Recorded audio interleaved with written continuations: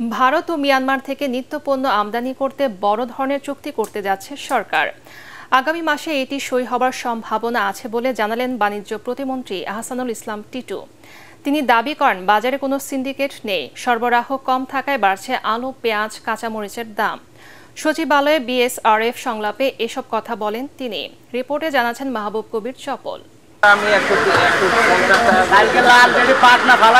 বাজারে কোনো না কোনো পণ্যের দাম নিয়ে অস্বস্তি কাটছে না ভোক্তাদের।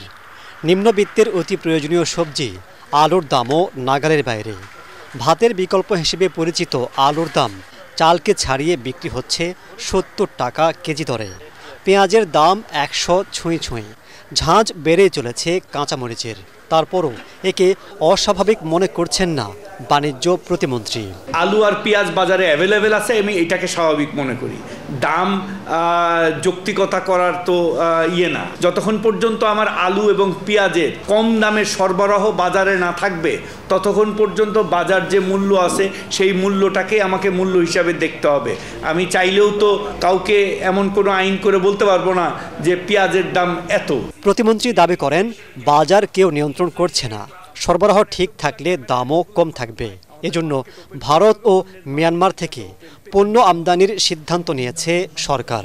এরই মধ্যে আমরা ভারতের সাথে এই যে নিত্য প্রয়োজনীয় যে জিনিসগুলি আছে সেটার সরবরাহ যেন নিরবিচ্ছিন্ন থাকে, সেই ব্যাপারে একটা চুক্তি করতে যাচ্ছি। আপনারা শুনলে হয়তো একটু আশ্চর্য হবেন, মিয়ানমার, এই যে যাদের সাথে আমাদের রোহিঙ্গা নিয়ে এতই, মিয়ানমারের সাথে আমাদের নৌ পরিবহন যোগাযোগ এবং বাণিজ্য।